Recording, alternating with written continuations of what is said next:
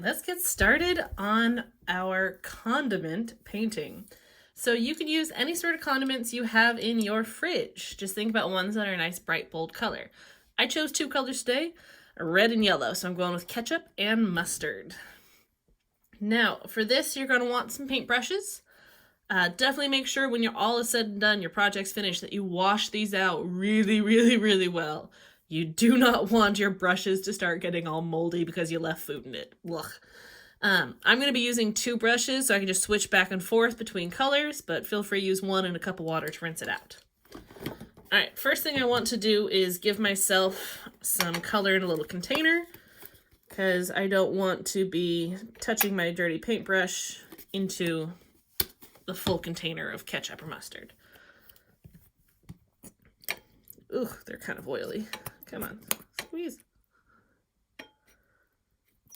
Whew, this is gonna be a stinky painting. All right, so I got my paints.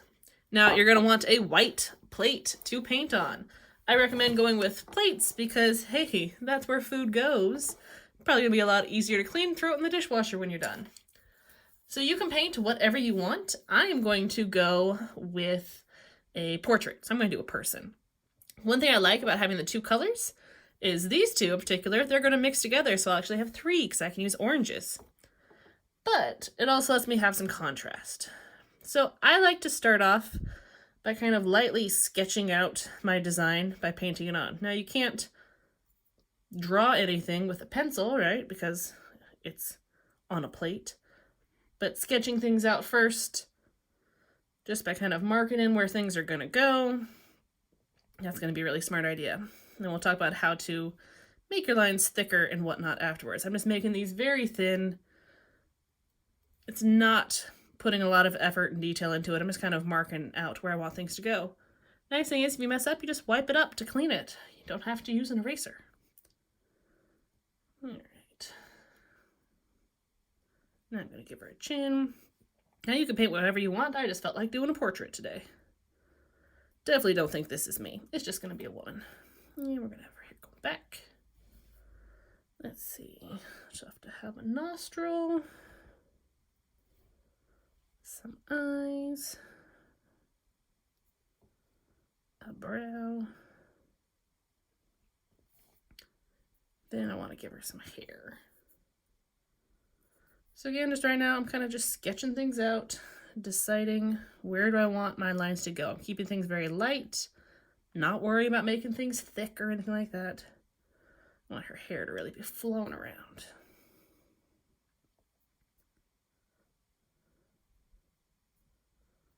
Then I'll have this hair come forward. It's blowing in the wind, why not?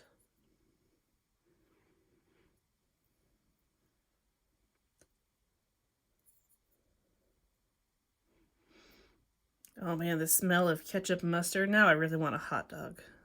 Actually, I might have some in my fridge. I don't think I have any buns though. What's a hot dog without a bun? Not very good, that's what it is. Alright, so once you've got things kind of roughed in, you know where you want your designs to go, then you got to start thinking about your value. So what parts need to be darkest and what parts lightest? And then look at the colors you have. Think about what color represents dark, what part's light. So for me, my red is going to represent the dark colors. Yellow is going to be the light.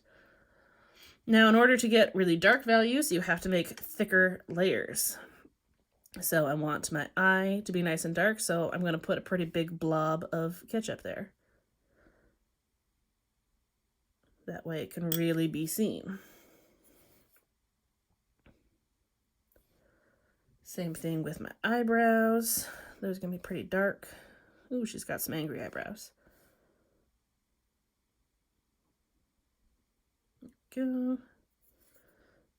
I think I want to give her kind of a dark outline. So it's all just about how thick you put in your colors. I want to make sure her lips are nice and dark, so I'll make sure I get a lot of ketchup there.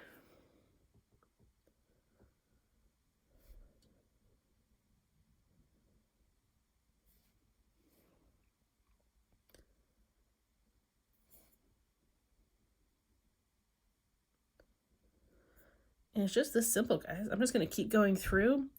I'll start doing some of my highlights. You can see that, and then I'll speed through. So I'm grabbing my different brush, or I rinse out my old one. Let's see how this mustard shows up. Ooh, mustard shows up real bright. So now we're thinking about where my highlights are going to be. My mustard's a little chunky, so I can't really brush. I have to kind of dab it on there.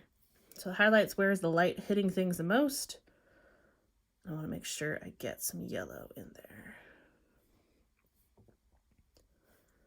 I think I want her cheeks to have a bit too.